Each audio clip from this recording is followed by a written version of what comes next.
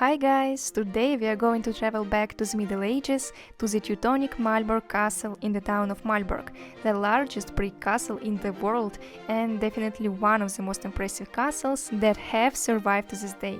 Enjoy the tour! Imagine, in the 13th century such an option was already working. There was a big oven here. God, there are so many different paths, it's crazy, there is so narrow. The smell of the past. First, a little bit about the journey. We traveled to Malbork from the city of Gdańsk. The train ride took about 40 minutes and cost 42 zlotys for 2 people. You can buy tickets either at the train station or online. We always choose the second option to save time. By the way, a useful tip. The Calliope app shows all possible train routes in Poland and you can buy tickets through it right away. And here we are at the castle. First of all, we cross the Nogat river to see the scale of Malbork. And it's really amazing! 210,000 square meters occupies the whole territory of the castle. It's like 42 soccer fields, just imagine! While we are approaching the castle, I will tell the organizational points for those who are going to come here. We bought a ticket for 70 zlotys, it's a regular ticket, not reduced one, so it's 140 for 2 people. This includes a visit to the entire castle with an audio guide. At the entrance they give you an audio guide that works like a GPS. That is, you just walk around the castle or rather follow the instructions of the guide. You don't need to turn anything on, look for anything, you just walk and the tablet understands where you are and tells you information from the history. The castle is open every day except Monday, and in winter you can come here from 9 AM to 4 PM. But it's better to make it before 3 because the castle is big and you have to have time to get out of it. Also, if you want to go with the real guide, it will cost an additional 250 zlotys, but if it's in Polish, it's free of charge.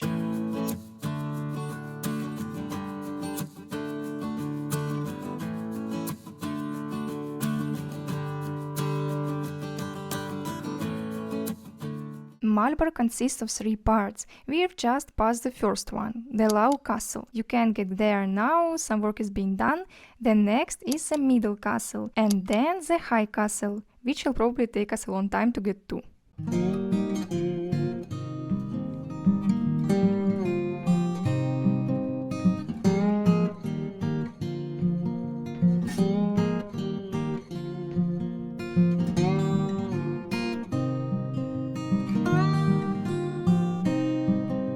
Well, let's start our walk. We'll eavesdrop a little on our tour guide and give you some information that is most interesting to you. No sooner had we walked in and it's already so beautiful. I like it. Beautiful gate, there is some kind of scene where you can enter, exit. Let's keep going. Malbork Castle was built for defensive purposes at the end of the 13th century. It was this castle that was the beginning of the foundation of the eponymous town of Malbork. In the 14th-15th century, the town we are now in was chosen as the capital of the Teutonic Order and became the residence for the Grand Masters. There will be many references to the Masters in this video, so for those who like me didn't know what they were, I quote: Grand Master is the title of the highest person and leader in the knightly order, and a knightly order is a group of people united by common values, ideals, and adhering to certain rules and traditions. Orders originated in the Middle Ages and included knights who defended the state and the faith, as well as helping those in need. We entered through the gate and got into such a beautiful area. By the way, you can see the High Castle up there, logical, right? But we'll get to it later. For now, we'll go inside and explore everything. I hope we'll have time, because the territory here is really huge. The biggest brick castle, what did you want? Запах прошлого. How did the history of our fortress develop after the Teutonic Order era? In 1457 the fortress was bought and passed into the hands of the Polish king, Kazimir Jagiellończyk. Here he is, by the way. For many years the fortress served as a temporary residence of Polish rulers.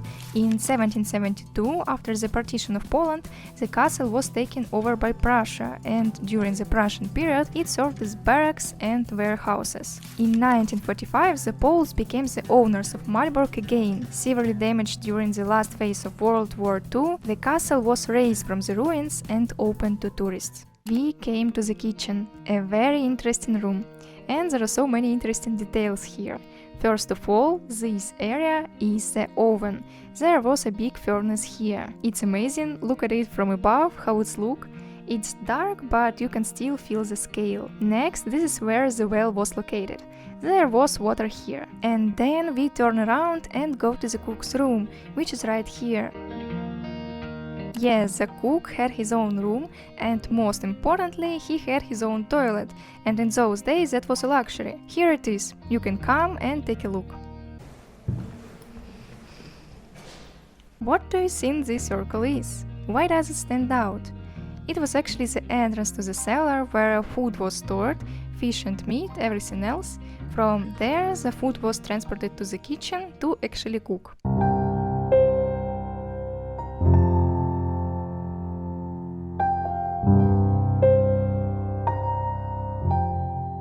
We are now in the refectory. This is where meals were eaten and events were held. The most interesting part in this room is this space with strange things in the floor. If you approach, dug down, you can lift it and heat comes from there. Yes, in fact, this construction was a central heating. Can you imagine? In the 13th century, such an option already worked. It was an advanced castle.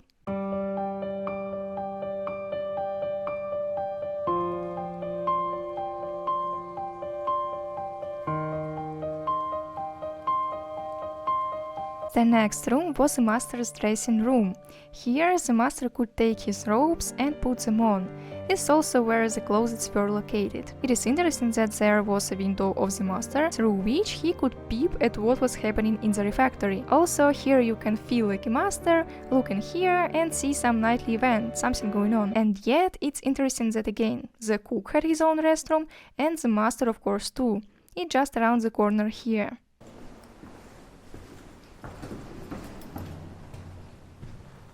Interesting fact about the colors. At that time the walls were painted in 6 colors. I don't remember all of them, but one of them was green, white, black, yellow and blue. And what's interesting is that all the colors were extracted from plant matter. For example, green paint was extracted from ferns and was the most expensive to produce. So you can tell from this room that the master was a cool guy. He had a lot of green color.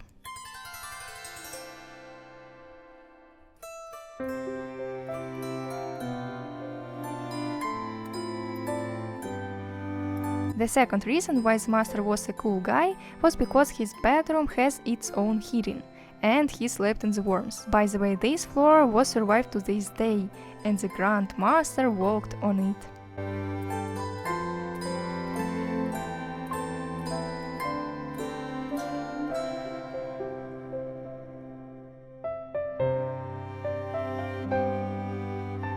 We passed by the usual refectory and now we came to the summer one. There is a buffet here, which is interesting. That is, from here you took your food, went and sat down in your seat. Well, I don't know, maybe there were tables here, but all around the perimeter of the room there are benches where the guests invited by hosts sat. And there is also a fireplace that acted as a grill. The third refectory on our list is the winter refectory. How does it differ from the summer one? Firstly, the ceiling is lower here, which means that the room itself is warmer. In addition, there is heating. There used to be a large fireplace here, which unfortunately hasn't survived to this day, and there are half as many windows as in the summer refectory, once again, to make it warmer.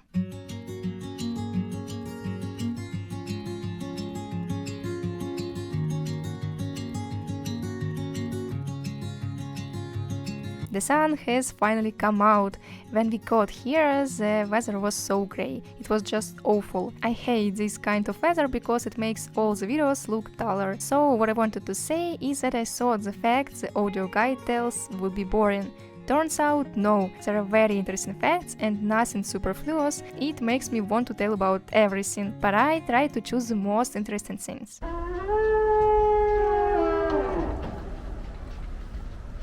Прикольные двери, такие громкие. Walking around the courtyard, we met our tough guys, the Grand Masters. This is what they looked like, and each of them contributed to the history of Malbork. Behind this door is the Amber Museum, also a very interesting place. We walked around there and looked at various jewelry and other things made of amber. Here are a couple of shots from there.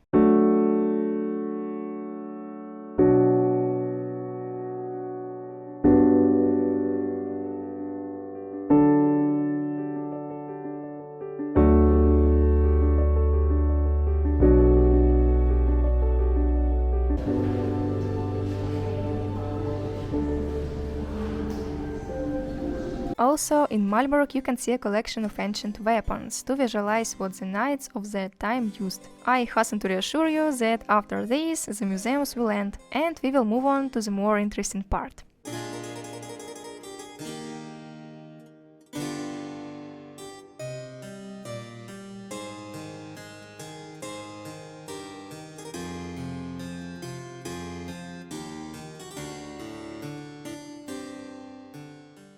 And this stone is here for a reason.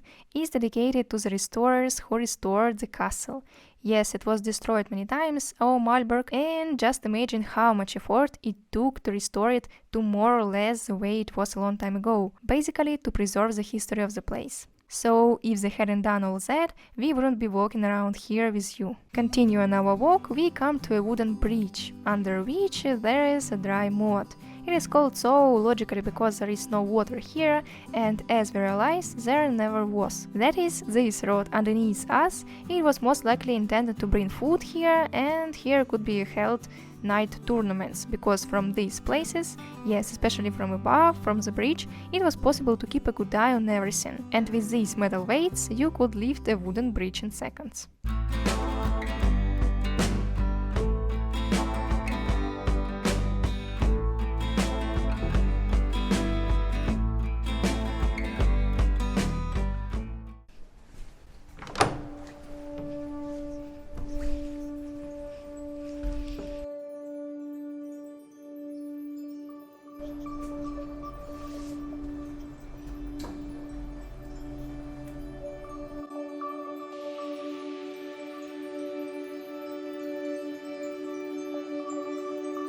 Now we pass a cemetery. Well, not the cemetery itself, but here are the tombstones of the Teutonic knights. You can see that they are very old. By the way, the castle is built in the Gothic style. Strange that I didn't mention it earlier, but okay, better late than never. And notice the scale here, how small I am and how tall the buildings are. Very impressive, of course, the size, it's cool. I really like this style.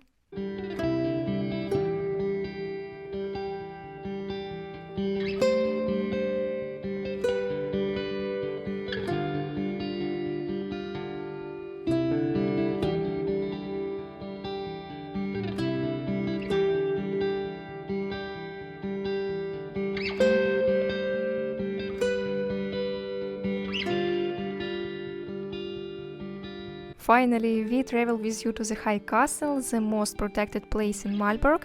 Here in the center is the well, and at the top there is a big and beautiful bird. Each place in the castle is beautiful in its own way, and I don't want to burden you with unnecessary historical information, because I don't like it myself. By the way, my opinion on historical inserts. Dates and events from history it's good and adds clarity, but as for me, the most memorable are some everyday facts and the atmosphere of the place in general. What do you think? Write your opinion in the comments. Now we are in the kitchen. Right at the entrance hangs a schedule. What is marked in red means that those were the days when baked goods were served. In black are the regular days, when meat was served. And in green are fasting days, meaning no meat or baked goods were served then. It's very atmospheric and even smells so nice. Spices. Look at the scale of this oven, how much stuff is in here. The master himself was sitting here, and usually you can't even touch such furniture, but here you can even sit. Something important and valuable was kept in this room. You could see that because it was locked with 3 doors, so you had to break 3 locks and it was almost impossible to get in. Therefore, very few people had access to this place.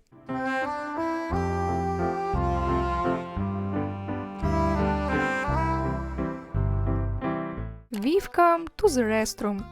Yes, the toilet in the castle was in a separate tower. This is what it looked like. Instead of toilet paper, there were cabbage leaves. And where did all the waste go? It all went into the water moat, of course. The Golden Gate is the only gate that has survived in the castles in the Middle Ages, and here you can see it in detail. It's very interestingly illustrated. There are wise and unwise virgins, and above them are some strange creatures that look very funny. In total, there are 700 doors in the castle.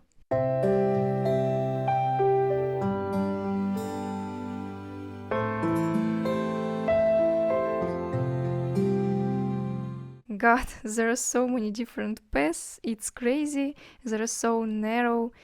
In general, I hope it will be over soon. There is a separate room with tapestries, which literally valued their weight in gold, so only the elite, i.e. very rich people, could afford them. There is also a room telling about the reconstruction of Malbork, and here is its actual layout. You can see how it looks from above, in such a miniature. Interestingly, the area of Malbork is 20 hectares, meaning that the Vatican is only twice the size of Malbork.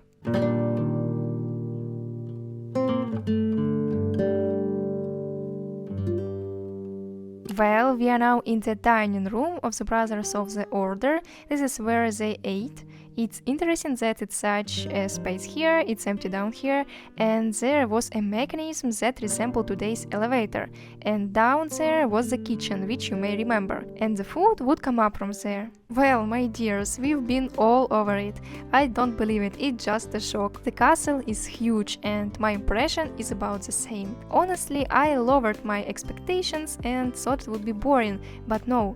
The tour guide was wonderful. This castle has a very rich history, it itself is timeless. Yes, we were very tired and spent a lot of time, but it was 100% worth it. So I advise you to visit it live. I hope you will forget this video and come here someday and walk around, soak up the atmosphere, the history. Write in the comment what do you think, what are your impressions. I am very interested in whether we managed to convey all this atmosphere, and see you soon, as always, in the next video. Bye!